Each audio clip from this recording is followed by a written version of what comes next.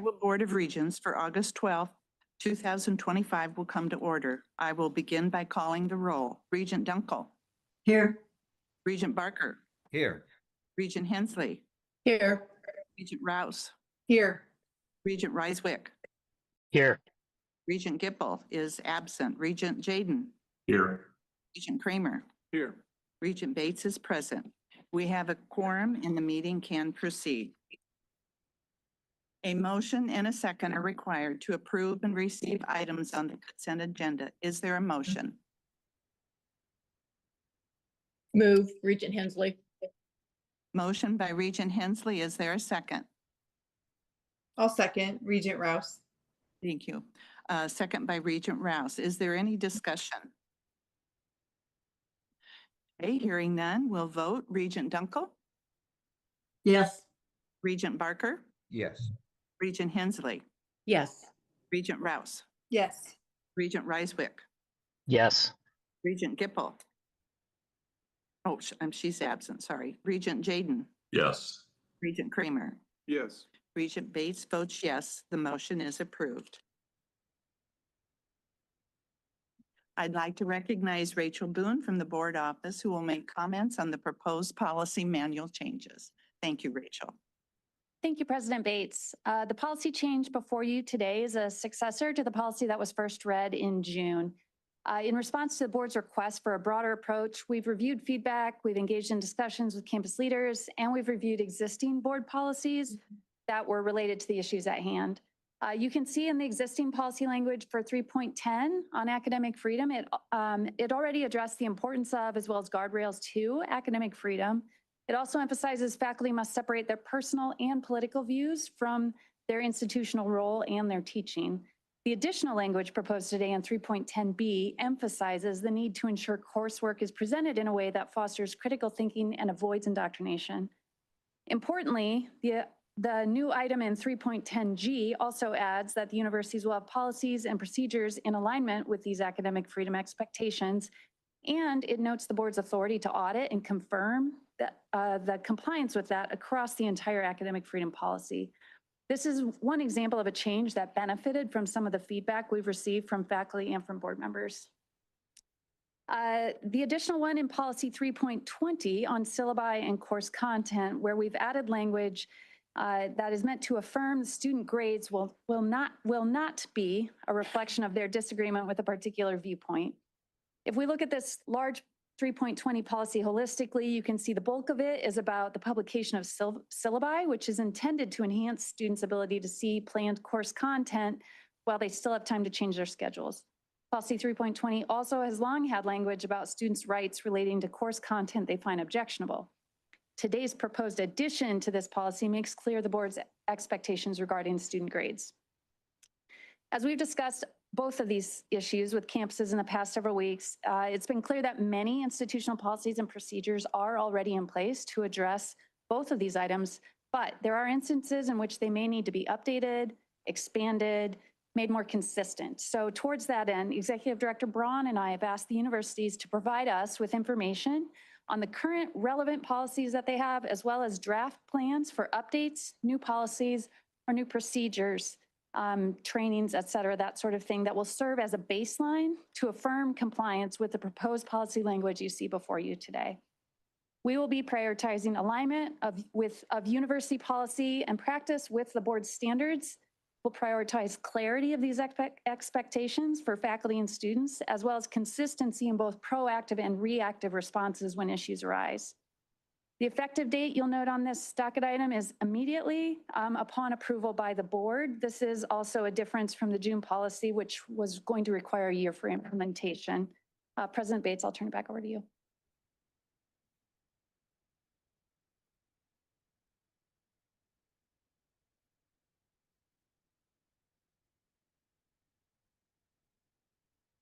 Sorry, I will start over. Thank you, Amy. A motion and second are required to approve the policy manual changes for board policy manual chapters 3.10 and 3.20 as outlined in the docket memo. Is there a motion and a second? I'll move the motion. Motion Regent Rouse. by Regent Rouse. Is there a second? I'll second. I'll second. Second, Regent Reiswick. Thank you. A second by Regent Reiswick. Before discussion, as I said in July, we wanted a more comprehensive approach than the original policy we looked at in June. These policy changes accomplish a more all-encompassing approach. Also, if we hear of any instances of not following these policies, the board office will audit and review the circumstances. If the board office audit determines the policy is not being followed, I will not be passive in addressing the problem. I will set up a task force of board members to correct the situation and ensure compliance with the policy. Ensuring that our students can learn and think for themselves is paramount to our mission. Do board members have any questions or comments? President Bates, Regent Barker? I'd like to move an amendment to the policy. That would be adding a section H to 3.10, reading as follows. Students shall have access to a clear, confidential, and timely process to report concerns that instruction is not meeting these standards. Institutions must investigate complaints promptly, report complaints to the board, and take corrective action when warranted.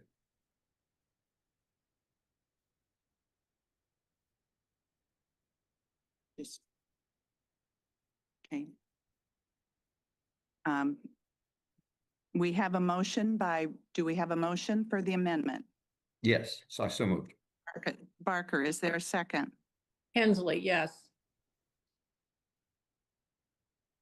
Is there any discussion? Are we voting on the motion or the Voting on the amendment or the whole motion? We're voting on the amendment at this point. Okay. So President Bates, I just very brief comment. We've all seen the videos that were released recently, and I know people differ on what those videos show, but I think it's clear that at least until very recently, a culture existed to some extent that was in conflict with board directives, state law, and federal policy, and that culture was intent on subverting these policies, if not always the letter of them, certainly the spirit of the policies. And because of this, I think it's understandable that many students do not trust the current complaint process, and so we should develop a new one. I have a question. Regent Hensley? Thank you, Regent Bates. I would just like to add a little bit to that because I believe that all of us have received some emails from students as a result of all the DEI discussion. And I do believe that there clearly is a need for a simplification process to allow complaints to be handled timely and not as complicated as what it appears to be right now. Not only have we received emails from students, but also from some parents that chose not to provide their names because I did try to follow up with them. Understanding, I think enforcement will be a significant issue in the policy that we're talking about. I know that in the wording, there's it acknowledges, and Regent Bates, you've talked about that there will be significant investigations if anything comes to our attention. But I'd just like to also have some discussion about, do we need to have an independent ombudsman that would be available, that would be in the Regents office? I know in talking with Executive Director Mark Braun that he said that there'd have to be some review legally, but I just believe that enforcement will continue to be at the top of the list of issues that we as a board have to deal with. So I think anything that we can implement to ensure that that does occur will make sure that all the policies are being followed. I do believe David, Regent Bates Barker referred to it as culture. I think there is an underground current with people within the various universities, a small minority, but they're the ones that are getting the attention, that are trying to go around the laws that have been passed. I don't believe the ombudsman is on the agenda, a part of the amendment, but we'll take that under advisement. Is there any other discussion right now? I was wondering, Regent or President Bates, if maybe Rachel or somebody from the universities could explain the current process for a complaint at this time. I know each of the universities have a process in place. So if Rachel or you could refer to somebody else to answer that question. Thank you. Yeah, sure, Regent Ross. There are policies regarding academic grievance processes at each of the three universities. I think we have probably all three provosts on with us, and they're going to be more well-equipped to respond to that. So I don't know if one of you would like to jump in and sort of share a little bit about the policy at your institution and procedurally. I'm glad to jump in to start. A couple things. First, we ask our faculty to, at the beginning of the semester in their syllabus, lay out the process for students to file complaints. So that's very clear. It's directed then to the Dean of Students.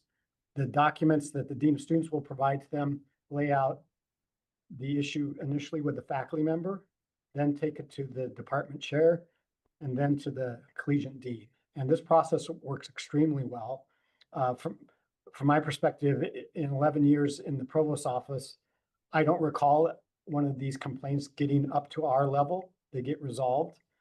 Another issue I would mention is we do want to make sure that faculty have due process as well. I understand the issue of trying to simplify, but at that point, then there's a concern of whether there's due process for faculty as well as students, because there is always two sides to a story.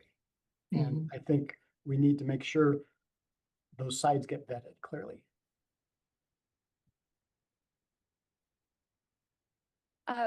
Provost Herrera, Yeah, you wanted to? I can jump in, Rachel. Thank you. Good afternoon, everyone. And much like University of Iowa, University of Northern Iowa has a very similar process. We have split things out into an informal part of the process and a formal part of the process that requires the students to fill out a form. But the lion's share of those grievances that are defined under Section 12.01 in our academic manual are described as informal, and much like at University of Iowa, most of those get resolved, the lion's share. We see very few here at the provost's office that come up to our level. I don't know if that helps. Thank you, it does. And Provost Keith, fairly similar to Iowa State, I imagine? Yes, that's correct. So most of these are considered like grade appeals, and this is a process by which the student begins by contacting their instructor, and if there's no resolution, they work through the department chair of the faculty that teaches the course, through the college dean's office, and then up through our office, and ultimately to the president's office. And we receive a small number of those within our office. There will be sort of a more informal process sometimes too, where we hear of something, and when I hear about it, I contact the dean and ask them to discuss with the department chair and the faculty, and we're able to resolve those. Thank you. And one additional layer I'll add for all of you on this is the board does have a First Amendment policy where students, faculty, or staff, frankly, can bring complaints directly to the executive director of the board office. So we do, in addition to this academic grievance specific policy, if it is perceived to be a First Amendment related issue, that they do have already the mechanism in place to go straight to the executive director. Okay, thank you, Rachel. Is there any other discussion at this point? Comments? President Bates? Regent Barker? Yeah, I just think it's important to make it very clear to all students that with this new policy, and this policy is quite new, and that they have the opportunity to bring complaints straight to the board, as Rachel was just indicating. And a lot of students, that may not be clear to them that they can do that. It may not be clear to them that they can do it confidentially. And we've heard, and it could be that there aren't complaints out there. We've heard that the current process works very well, and that almost no or no complaints make it to the provost level. Well, that might be because there are no complaints, or it might be that students are intimidated in some way from bringing complaints to that level. So I think we need to, especially in light of what we've been seeing recently, we need to make sure that that's the case and make it very clear to students that they can bring them straight to the board. Yeah, Regent Jaden? Yeah, President Bates, I just some clarity on this amendment. It feels like what Regent Barker has proposed is there's already policies in place for this. And it's not clear to me in the language that was sent via email that it's requesting new policies to be established, which is what Regent Barker said. So it feels like we're in a bit of a circle here. We're putting in, the amendment is proposing something that's already there and it's just saying do it better. So to me, it's not clear. Regent Barker, perhaps you can either expound or amend this, because I don't see what this amendment addresses that isn't already in place. Because it's not asking to establish specific new processes. It says access to a process, which they already have. So I'm not clear what what I would be voting on to approve something that's already in place. Right. Well, so I'm, trying with this amendment not to micromanage the process at all, but to be, quite broad about it. But I think that saying that students shall have access to a clear, confidential, and timely process means making sure that our process meets those standards. When I read through the policy, it's not the current complaint procedures. It's not clear to me at all that there's a process for making those complaints confidential, particularly if it comes to the board level, and making it clear to all students. So this would be asking that the current process be evaluated to make sure that it is clear, confidential, and timely. Go ahead. I would just like to weigh in here to emphasize that under state and federal law, our student and faculty and staff grievance or complaint policies and procedures are confidential to the extent required by law. Now, in order for us to effectively move forward with a complaint, there may be some individuals we need to disclose certain information to. So pure confidentiality, we could never guarantee, Regent Barker, but the universities do in all of their policies and procedures, from what I've seen over the last 18 years, assure and ensure confidentiality to the greatest extent that they can, while still moving forward to get an effective resolution. But often there's a tension, you can't always have both. So I just wanted to make that crystal clear. I'm not sure what your expectations regarding confidentiality are, but I assure you, we do take student confidentiality very seriously. Oh, understood. And I'm certainly to the extent allowed by law on all of this. But, when the current complaint procedure emphasizes, I think at all three universities emphasizes very strongly that complaints should begin by speaking with faculty members, that may send a signal to students that, that a confidential complaint isn't welcome. I think it makes sense to review the language there and to review the process to make sure that it's that we're welcoming student input. Regent Kramer, did you? Yeah, I was just going to say that, yeah, it's very possible that we're already meeting this. I agree with everything that's said here.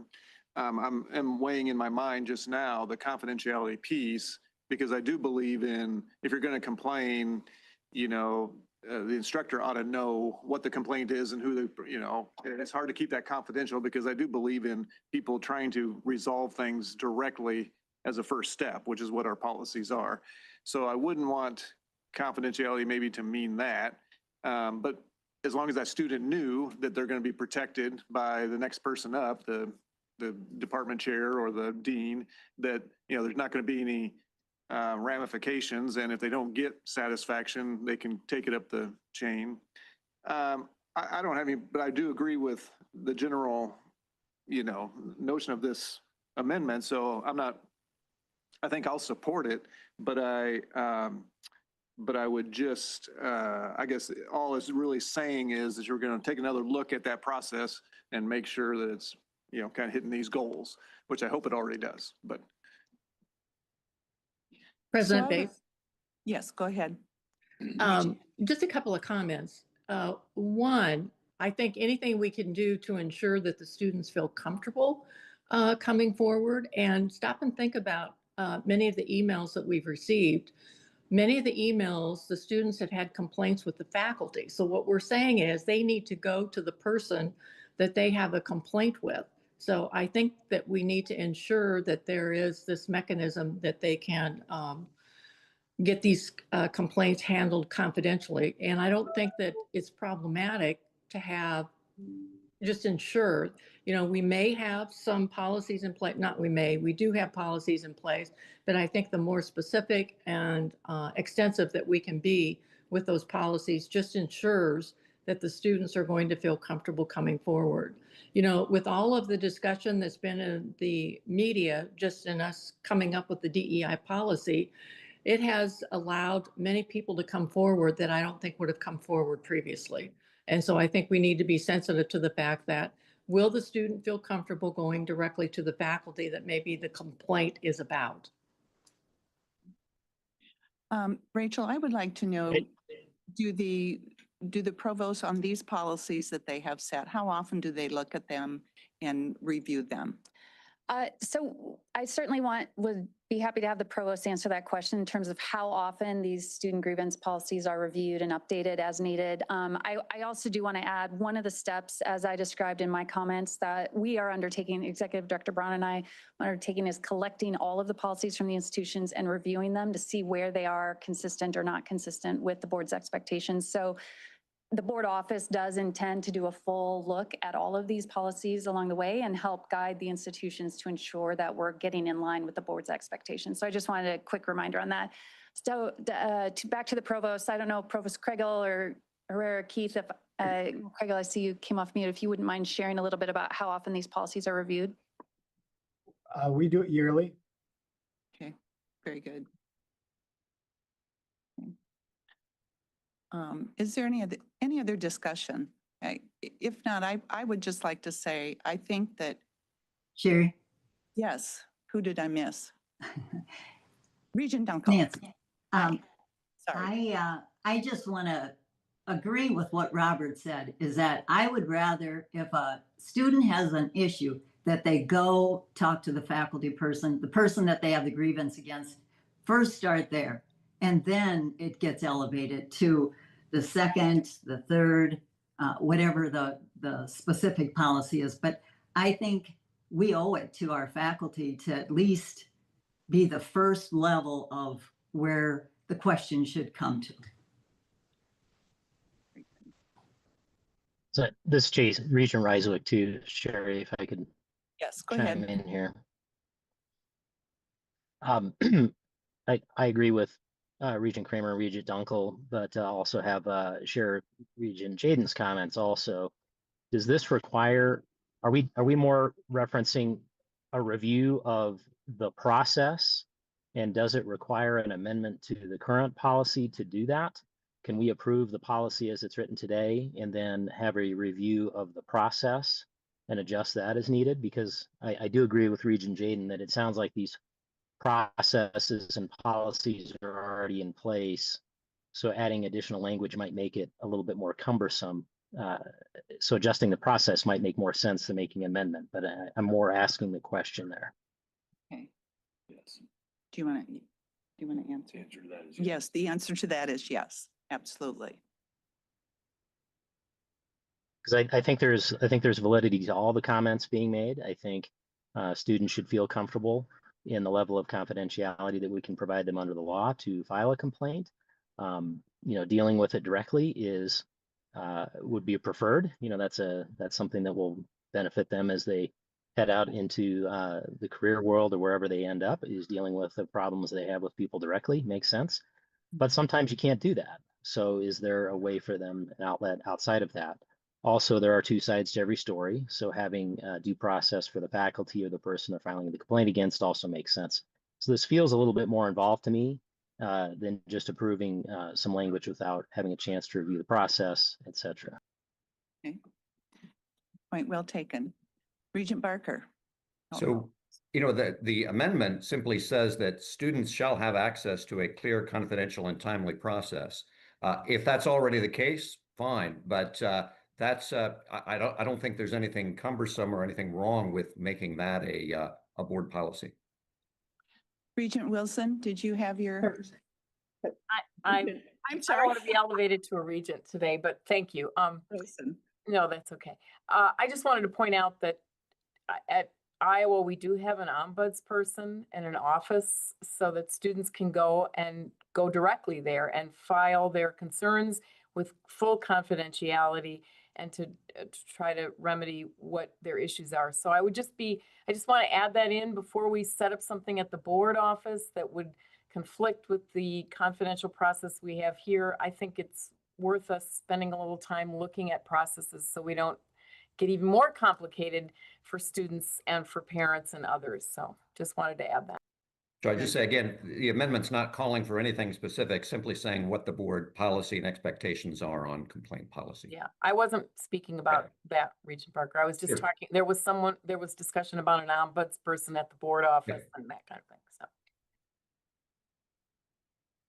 Do you mind having Regent Barker read that amendment one more No, that'd be time? fine. And Sure. then maybe I would also like any input from the board office. If you're hearing anything that kind of conflicts, that would be a problem. Well, I'm not really seeing anything that conflicts with what we're trying to do, so I'm fine supporting it.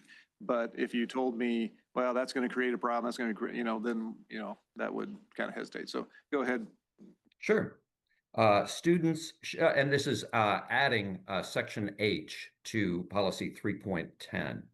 Students shall have access to a clear, confidential, and timely process to report concerns that instruction is not meeting these standards. Institutions must investigate complaints promptly, report complaints to the board, and take corrective action when warranted. So Regent Kramer, to your question regarding our reflections on this, I think, yes, these policies are in place largely already. The only variance that comes with this new language would be the phrase where it says reports complaints to the board.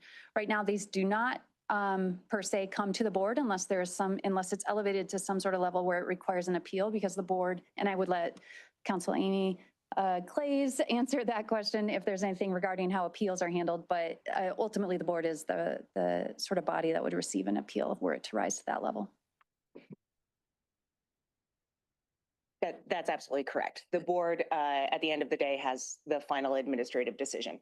And then for any administrative action, quick 17A law update is that the individual, if they're dissatisfied with the board's decision, can seek judicial review in district court in Iowa. So there are ample opportunities for individuals who have a grievance against the university or with the university to seek redress of that grievance. Candidly, if I may, adding in more layers of process can actually be confusing for students, doesn't make it more simple or clear. And then I would also add that from a policy language perspective, even though the language you're on the table might be what we are already doing with maybe some adjustments for the review, cyclical review, it is being inserted into policy as opposed to a best practices document. Policy has weight, and future individuals serving on the board office staff or on the campuses may look to that policy and say, okay, what does this language mean? If it's already covered in what we're doing, then this must mean something, right? It must mean something more is required. So that would just be my thoughts as the attorney. And one more question. When it says just report to the board, I would be curious to kind of keep tabs on these things because of being such a hot topic of just hearing about the complaints.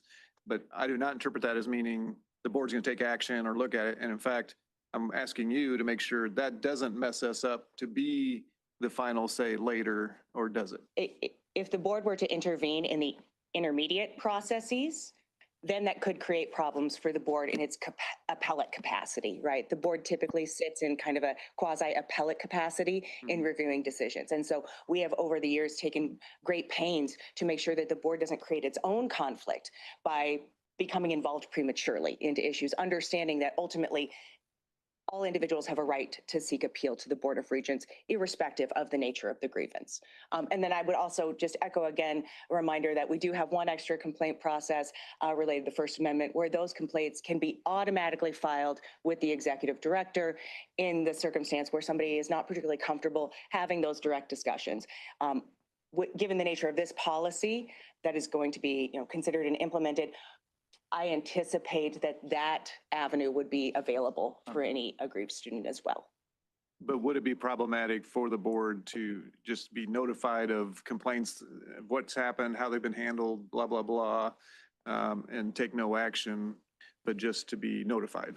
We have typically shielded the board from that level of detail because we want to maintain absolute impartiality in the event of an appeal to the board. It's for the integrity of the process. It's to the benefit of the board, the grievant, and all individuals involved. Now, that being said, I believe there is an audit provision included in the current, the original motion on the table. That might be the avenue in a deaggregated and after the fact mechanism to assess how many complaints were received, what was the general nature, can we categorize them, what was the institution's response? So not just compliance with the policy as drafted, but how is it being implemented? What is the response?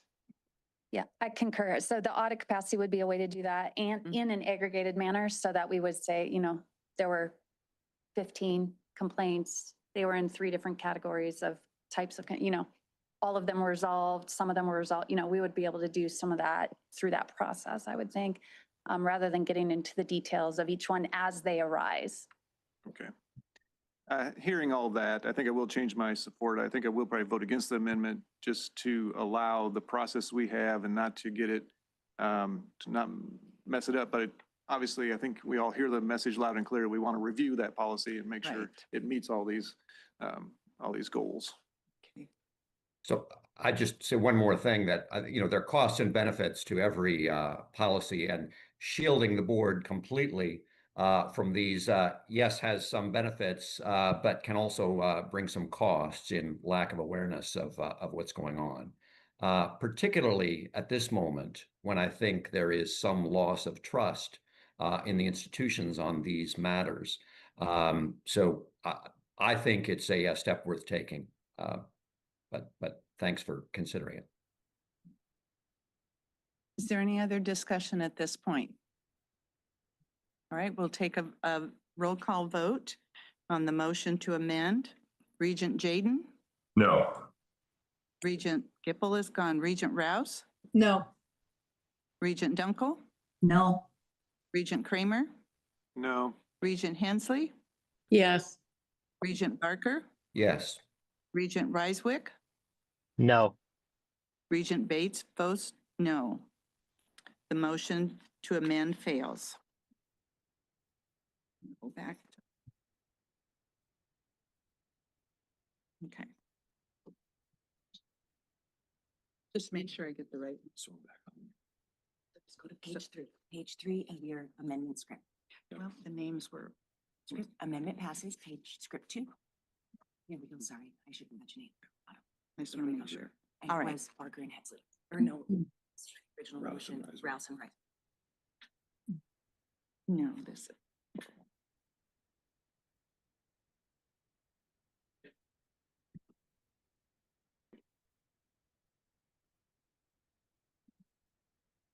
Wanted to make sure I had the right script.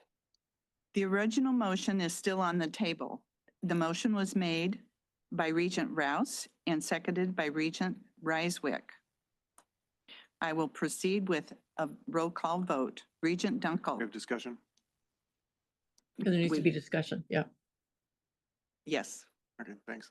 I do think this is the right path that is, my personal belief is that we don't want, I don't want any of the DEI, CRT, woke left stuff, being taught in our classes.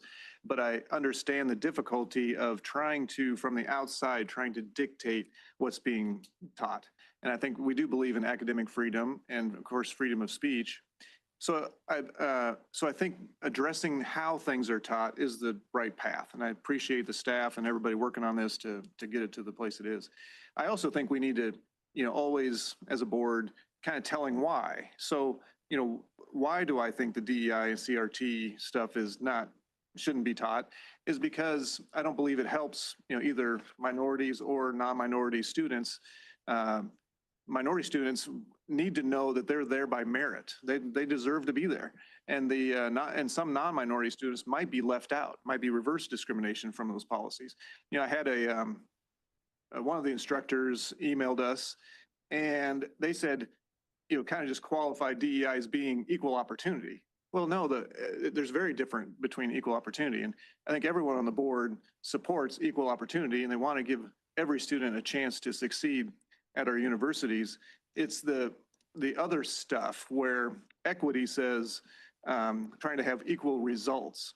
So it means trying to treat students differently based on their preferred status to try to get the numbers at the end to be the same. So I had another professor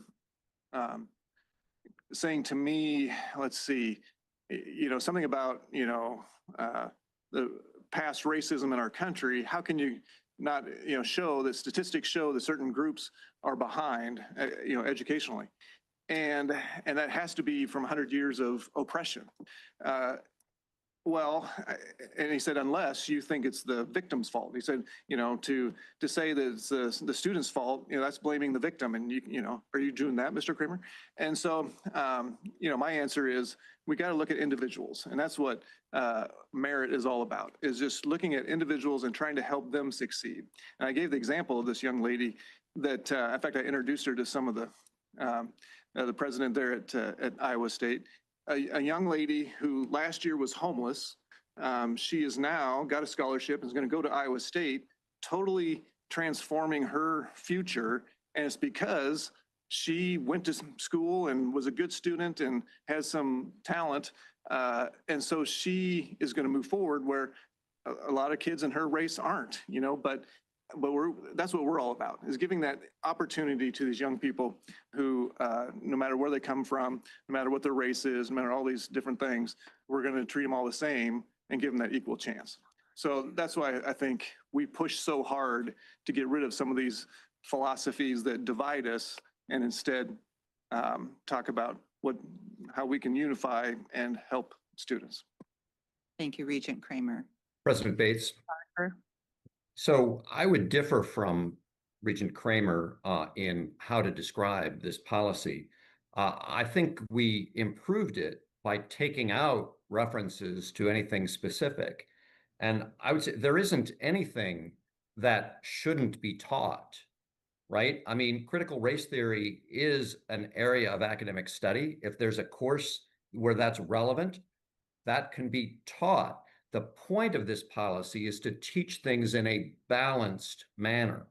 If some controversial policy is taught, students should be informed that this is controversial and they should have an understanding of both sides of it. But this policy is not about censoring. It's not about saying there is anything that shouldn't be taught. It's that things should be taught in a balanced manner. Not indoctrination, not trying to convert students to one point of view, but giving them the tools to think through these issues by understanding all sides of the issue. And I agree with that 100%. Yeah, let me qualify my remarks that so I was just saying where my personal beliefs are coming from, but this policy is not my personal beliefs. This policy is how do we address all issues, how they're taught, and that is the right path. Thank you. Regent Hanson? Thank you. Thank you very much.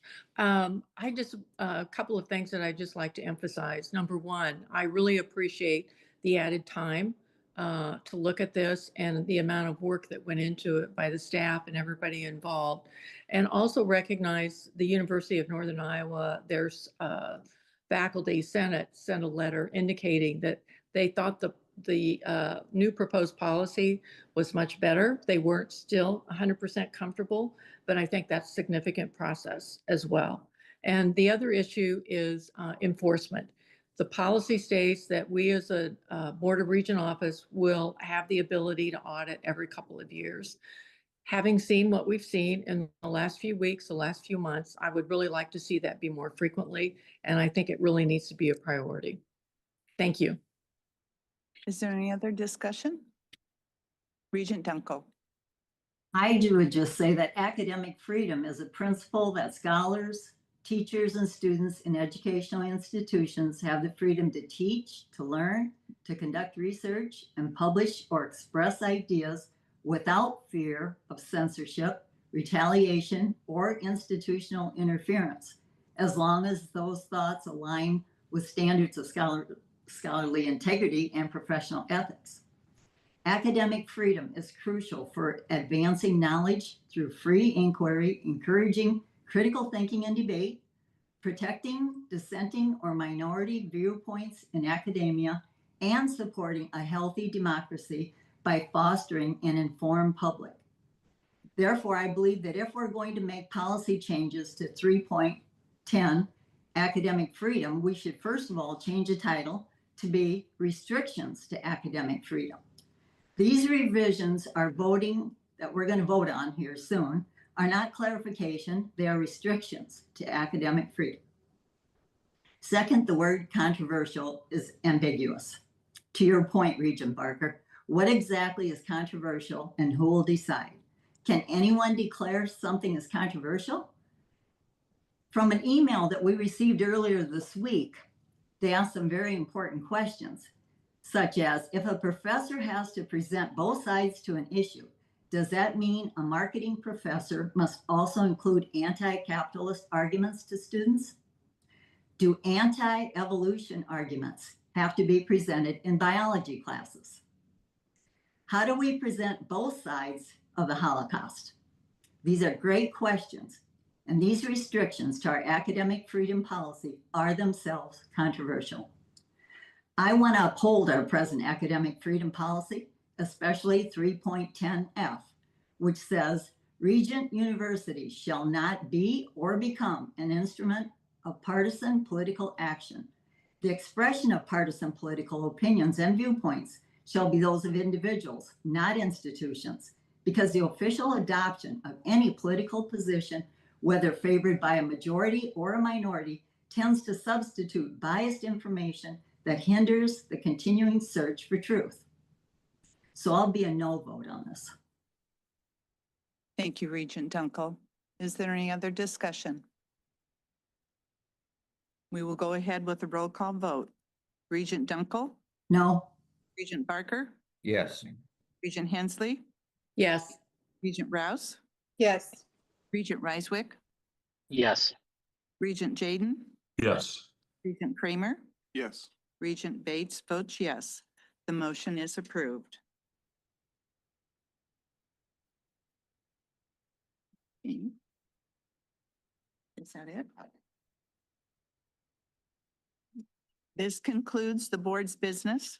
This meeting of the Iowa Board of Regents is adjourned.